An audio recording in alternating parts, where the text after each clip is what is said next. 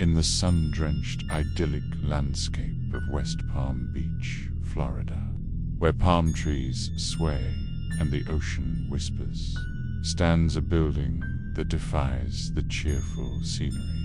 A beautiful, imposing Victorian home. It holds a dual, secret history. This is the Riddle House, and its story begins not as a home, but as a place for the dead. Historical photographs reveal its original purpose: the city's first funeral parlor, a solemn gatehouse managed by city superintendent and cemetery keeper Carl Riddle. It was here that the deceased of early West Palm Beach were prepared for their final journey, their stories ending within its walls. But for one soul, the journey never ended. The house later became a private residence, but it also became home to an angry, tormented spirit, a soul that refused to live even when the house itself was dismantled, moved, and reborn miles away. The story of the Riddle House is a testament to the idea that some places are intrinsically marked by tragedy, their very timbers saturated with sorrow. In the early 20th century, the funeral parlor was a place of quiet dignity and respect for the dead, but it was also the backdrop for a deep personal despair. An employee of Carl Riddle, a man known only as Joseph, worked and lived on the property.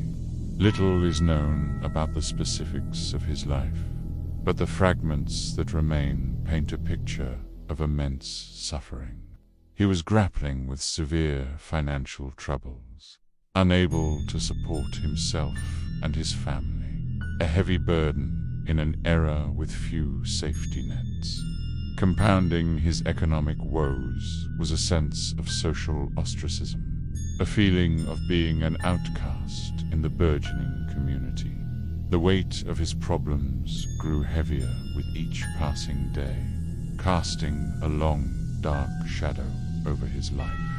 Every haunting has an origin story, a single, terrible moment that echoes through time. At the Riddle House, that origin is Joseph, tormented by his own inner demons and seeing no escape from his crushing circumstances. He made a final, desperate decision. He walked away from the main house, up the narrow, creaking stairs to the small, cramped attic above the funeral parlor's workshop. In the suffocating heat of that confined space, surrounded by dust and forgotten things, he tied a rope to a sturdy wooden rafter. In his despair, he ended his life right there in the attic. That single, violent act of self-destruction did more than just end a life.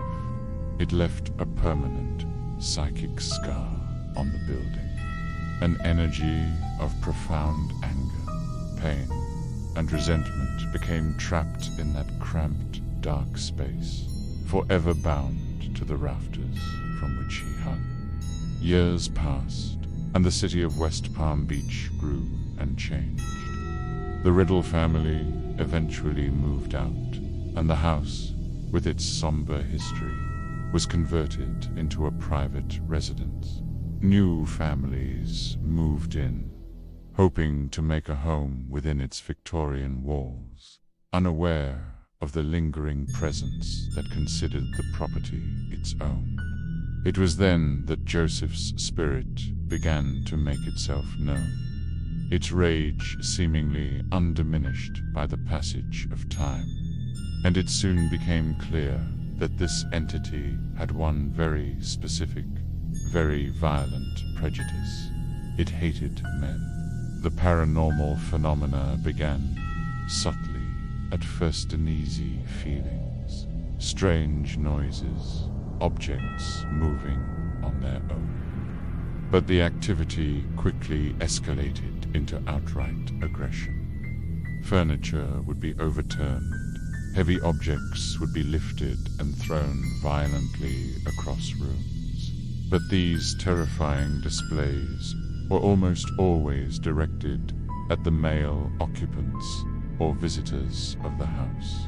Men reported feeling unseen hands, pushing them, touching them, or grabbing them. It seemed Joseph's tormented rage remained, and he perceived any other man who entered his space, particularly the attic where his life ended, as an intruder to be violently expelled.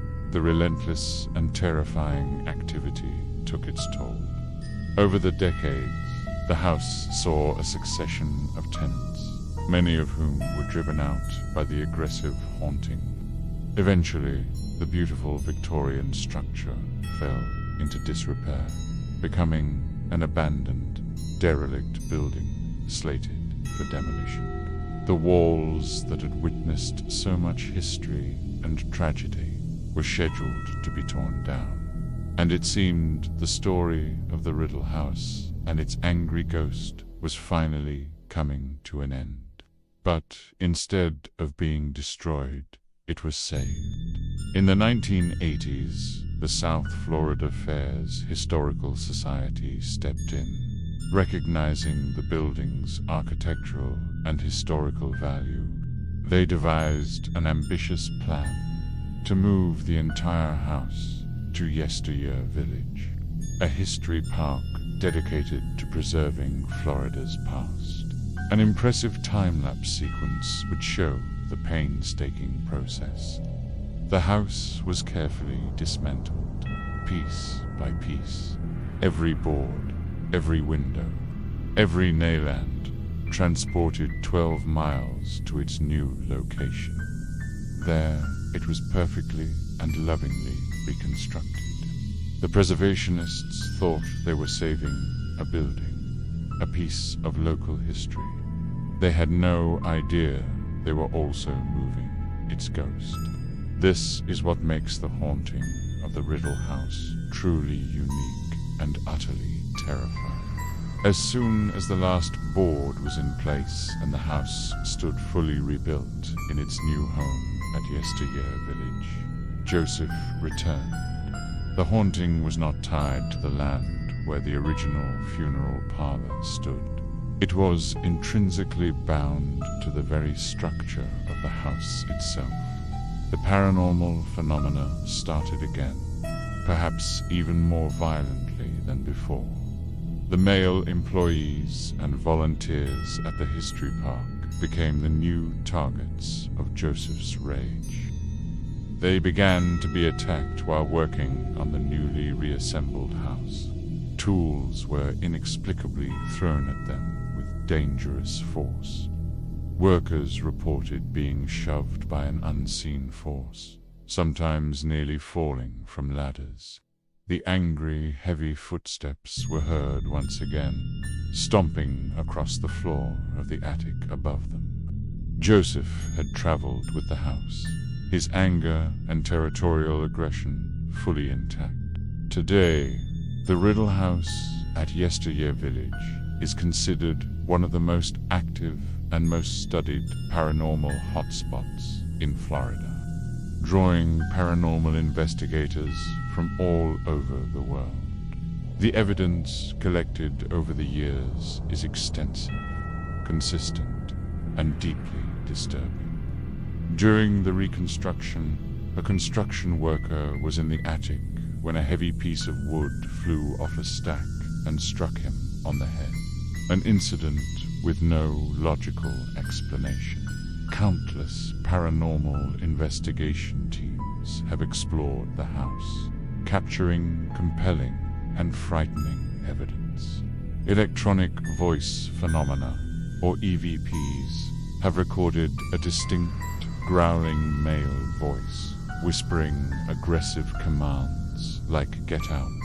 Other recordings have captured disembodied footsteps and the sound of a rope creaking and straining, as if bearing a heavy weight. Photographs and videos frequently capture unexplained shadow figures moving in the attic. particularly near the rafters, as well as an abundance of orbs and other light anomalies. All of this evidence, from witnessed physical attacks to clear recorded voices, points to one chilling truth. Joseph's spirit is still there, still angry, and still haunting his attic. No matter where that attic goes, the Riddle House stands as chilling, undeniable proof that a haunting can be bound not to the ground, but to the very wood and nails of a building. You can move the walls, you can change the scenery, but you cannot move the memories, the pain, and the tragedies that they have witnessed.